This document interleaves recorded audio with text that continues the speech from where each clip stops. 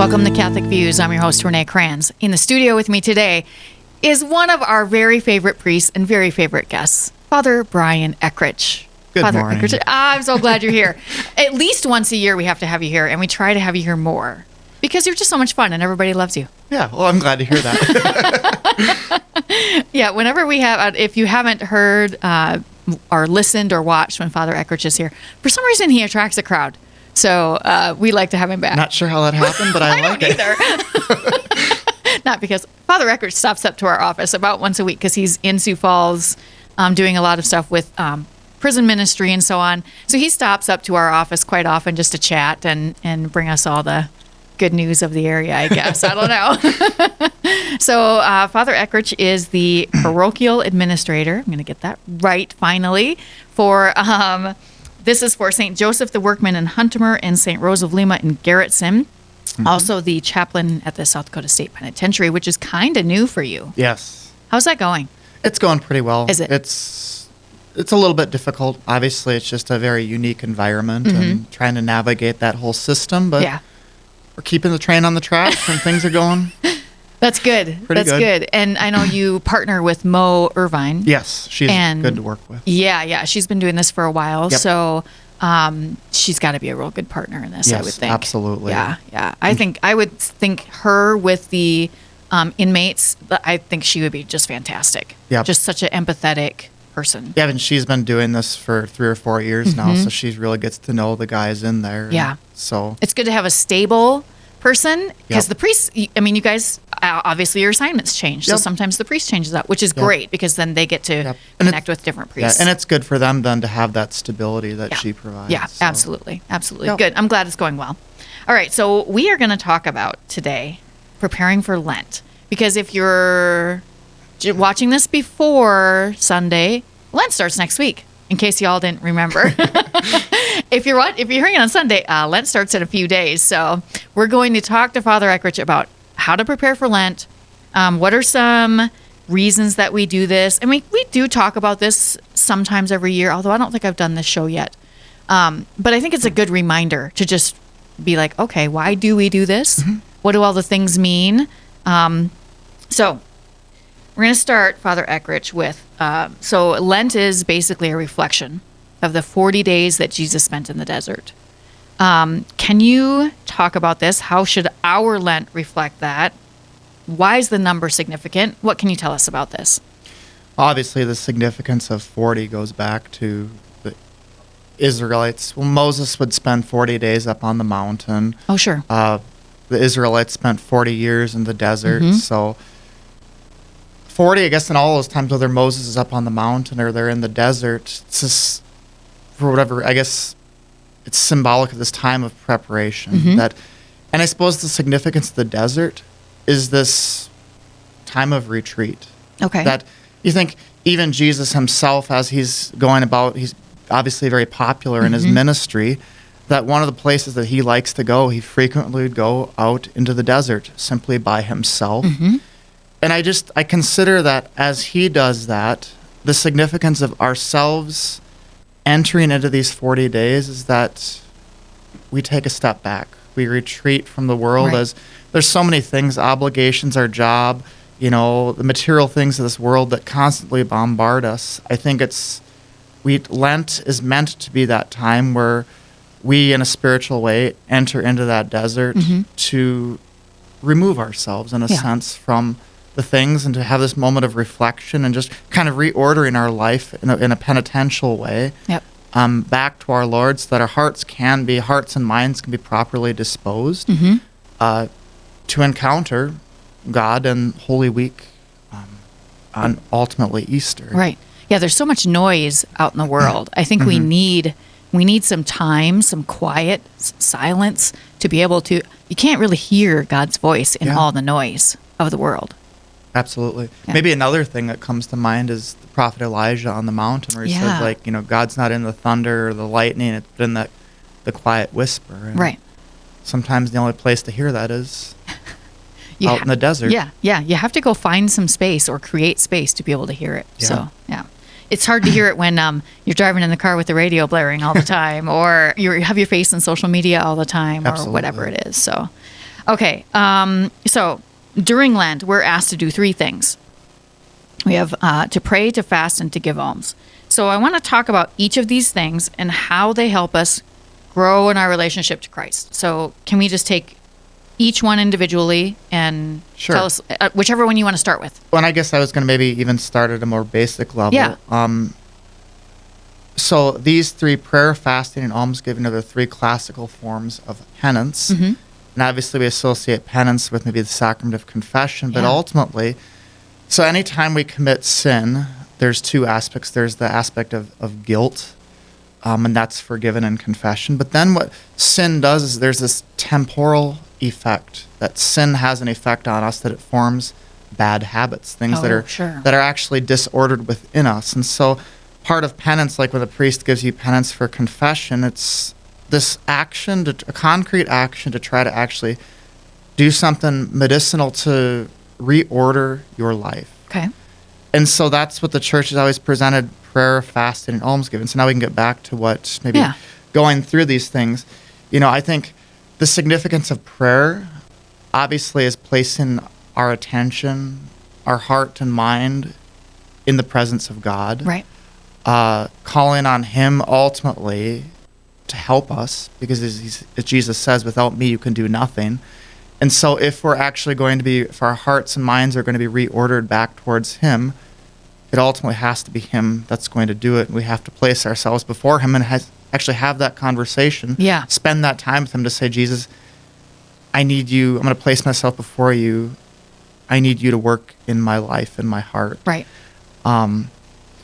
So that's prayer, I guess, in a nutshell. And there's always much more you could say about these. There are multiple ways you can pray, and I think if you want to kind of get in any detail about that, Dr. Bergwald's show Ignition, he has done several episodes on different forms of prayer, which are really helpful. So that might be a good thing to look at. But I know I tend to, and I think a lot of us tend to focus on like petitionary prayer, asking God for things we need and for other people.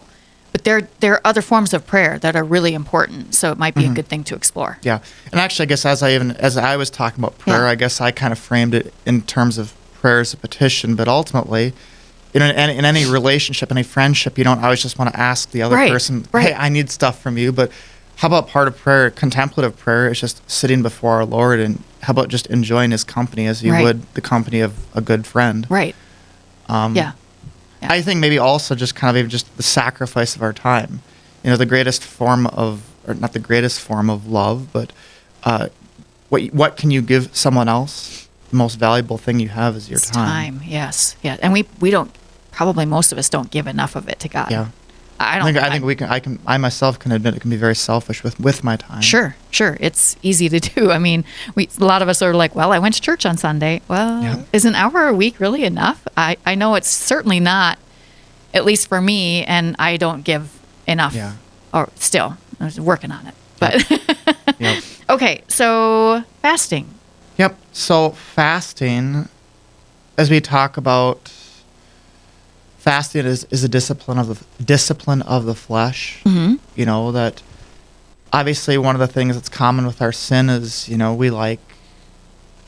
we grow attached to things, especially comfortable things. Comfortable things, yeah. It's the comforts of life. Mm-hmm. Now, obviously, first thing that comes to mind with fasting is food. Mm-hmm. But then as you mentioned at the start, I think we get attached to social media. Mm-hmm.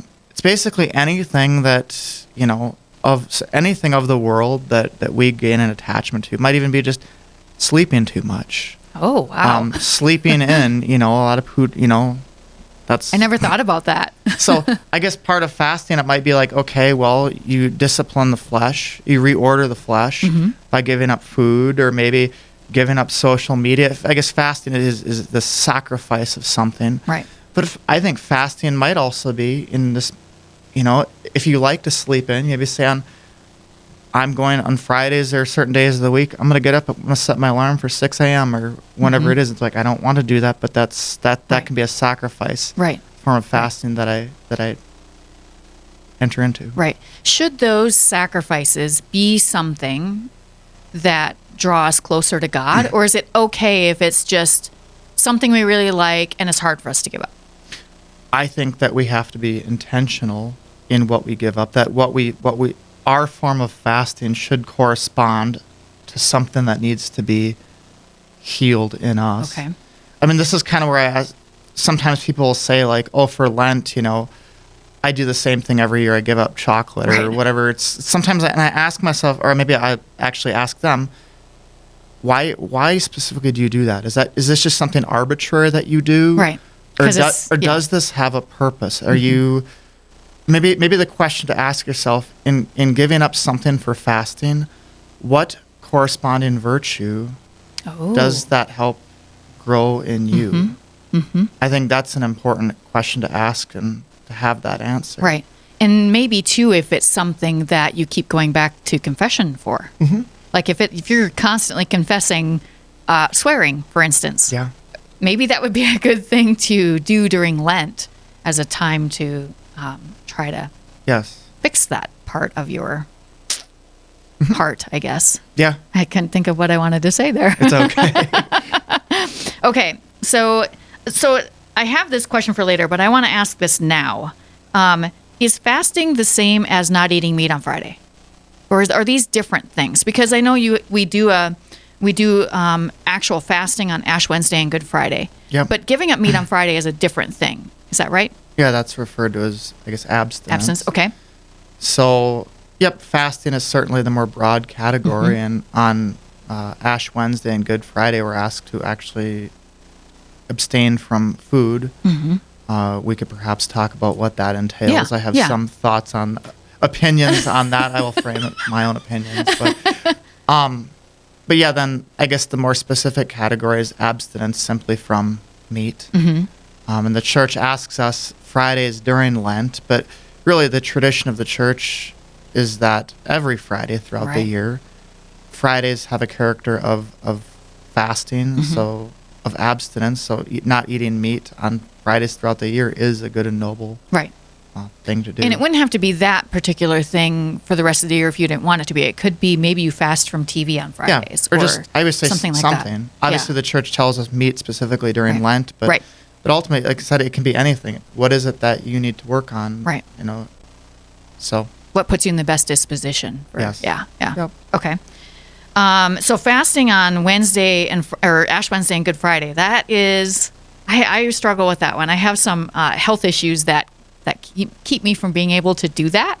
So, but I feel like there should be another way that I can maybe do that. Do you have some suggestions for someone who can't really not eat food or very much food in that day? Is there another way we could fast on Ash Wednesday and Good Friday? Well, I guess just kind of threw that at you out of the blue. That's okay. I'm used to that. Just as I said, with fasting, there's obviously many forms of it. So, okay, well, if for some health reason you can't do that, and the church understands that she doesn't force anything upon us if it would be harmful to you. But I guess discern what is it? Maybe, like I said, maybe it is then fasting from technology. I suppose then maybe it's even just doing something positive to say, okay, on these days I'm going to spend an hour in adoration before the Blessed Sacrament. That'd be a good idea. I'm going to sacrifice my time, and I'm going to read part of Scripture. I'm going to spend a half hour reading Scripture, and meditating on that. So, yeah, I guess if for some reason you can't embrace what the church, I guess, formally asks, you should find something else to do. But I can't tell you what specific, because that's what specifically, because that's specific to you. And what you discern. Yeah. All right. If you just joined us, we're talking to Father Brian Eckrich, getting prepared for Lent. Okay. So, we have a few days. If you're listening to this on Sunday or a little bit before Sunday, we have a few days before Lent begins. So, are there some things we should be doing right now to get ready for Ash Wednesday? Like, what should we be thinking about? What should we be doing to prepare? Anything in particular? Well, as I said, I feel like, kind of the common theme here is that, do your examination of conscience. Oh, yeah. What is it? What is your sin? What is it? If the church gives us Lent as this time of healing, of reordering, you have to know how is it that you're disordered. Mm-hmm. So I guess consider how is it that you might enter into prayer, fasting, and almsgiving. Obviously, on one side, we always say like giving something up. Mm-hmm. But then also, maybe this is one of the questions, is it beneficial to add something? Yeah. That there's this positive aspect of what can you do? Okay, so and I would say that maybe it's a good thing give up something, but then add something. Right. Maybe say, okay, I'm gonna, try to read through all 4 Gospels. Right. I'm going to try to pray the Rosary every day. Mm-hmm. I'm going to take 20 minutes for prayer. I normally don't do that. So, and then I think also maybe as I talk about meditating on the Gospels, reading the Gospels, obviously the spiritual focus of Lent is preparing our hearts and minds for Holy Week. Mm-hmm. So it's things to meditate on are the Passion of our Lord. Right. And so you can read those passages in the Gospels. Good idea. Yeah. But that's really where our heart and mind should be. I guess maybe if you're of a proper age to watch it, I think it's even like watching Mel Gibson's The Passion is something I try to do every Lent. Yep, I do too. And to be honest with you, that in itself is kind of penitential because I don't enjoy watching it, but it's right. It's rather hard wrenching. to watch. Yeah. So, but that's something. It's like even that like really focuses my heart, moves my heart. Yeah. To the realities of what we will be celebrating and encountering. Yeah. In Holy Week. Yeah, absolutely. I just realized we forgot to do almsgiving, didn't we? Mm-hmm.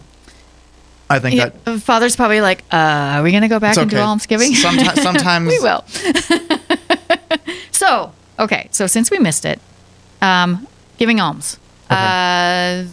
I think most people are thinking of one thing here, and maybe it is only one thing, but I think there are there's more than one way to give alms. So alms, of course, is a subset of the virtue of mercy. Mm-hmm. Mercy is the heartfelt sympathy for another's need.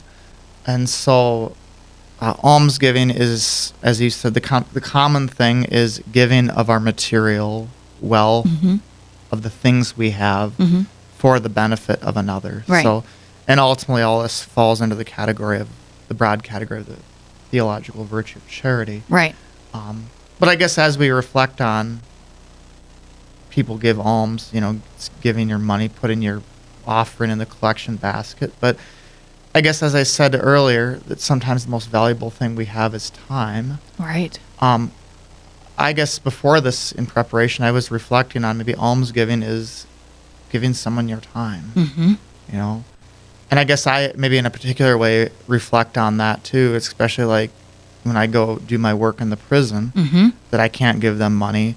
But really the one thing that they appreciate is time and just someone acknowledging their existence. Right.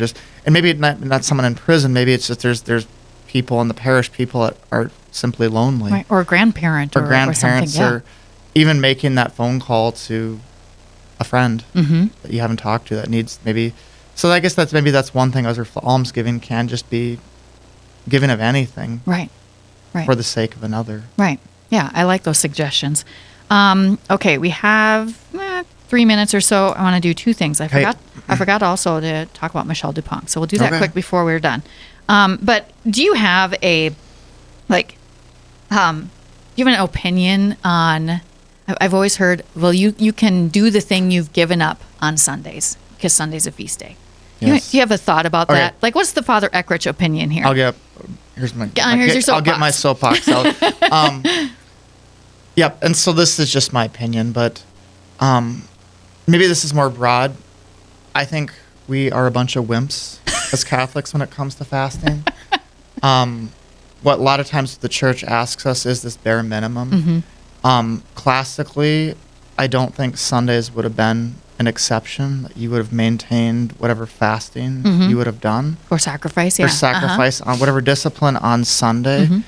Perhaps in general, and maybe I wanted to get this little thing in there, one of the aspects of fasting is that, or just penance, is that there needs to be an element of suffering. Right. If you just like make it easy, no pain, no gain. They say it's like, so I always equate it like, if you only you need to get in shape and you get on the treadmill for 5 minutes and you're like, well, I'm done. I did that and I'm done. It's like, well, I'm not in shape yet. It's like, well, it's because you didn't embrace a certain rigorous activity, and so that's just one thing I know the church obviously asks, is kind of sets the bar at a certain place. But if you discern, like, I think I want to do more, you should. Yeah. We should stop lowering the bar. Yeah. On ourselves. Yeah. And there's a lot of other Christians, like the Orthodox, they have maintained that, and they actually kind of, I don't know. So they might look at us and be like, you guys, actually, I've been told by some. You guys are a bunch of wimps. Yeah, they're just like, you guys really don't know how to do fasting. Yeah. You don't know how to do penance, do you? I'm like, no. So we should try to do it better this year. We got to represent. Yes. Okay. All right. So before we go, the Michelle Duppong documentary is coming out soon, sometime. Right? They say this year. Oh, there is not a date yet. Nope, they don't I have thought a there date. Was a date. But what they did release a couple weeks ago is the trailer for that. So that's about 2.5 minutes. Yep. And our own Father Eckrich is in it. Yep, briefly, as is Father Scott Trainer. That's right. That's right. So that's out there. You can find that on YouTube. Just search for her name, and it's on the Focus published it on their YouTube page. Oh yes, so, that's right. That's right. It'll give you a little glimpse, but I wish I had an answer to say this is specifically when it's coming out. But I'm obviously very much excited for that. Yes. If you don't know who Michelle Duppong is yet, she is a laywoman from Bismarck, right? Bismarck, North Dakota, who has just her case has been opened for sainthood, and Father Eckrich was very much inspired through her ministry to become a priest. Absolutely. So that's a huge thing. She inspired many and went through a lot of suffering of her own with cancer and so on. So I think we could probably do a little more suffering. I agree. Yep. We can't be saints without suffering. So no, you can't. We probably better get to that part, I guess. All right. Father, thank you very much for coming in again and helping us get ready for Lent. I appreciate it. Hope all's going well with you. Absolutely. And I'm sure you'll come back again. I probably will. All right. Good. Thanks. All right. If you haven't found us already at social media, you can find us on Facebook, Twitter, Instagram, YouTube, and at Rumble at SF Diocese. And you can also always find us at the website at sfcatholic.org. That's it for us today. Hope you'll join us again next week for more Catholic Views.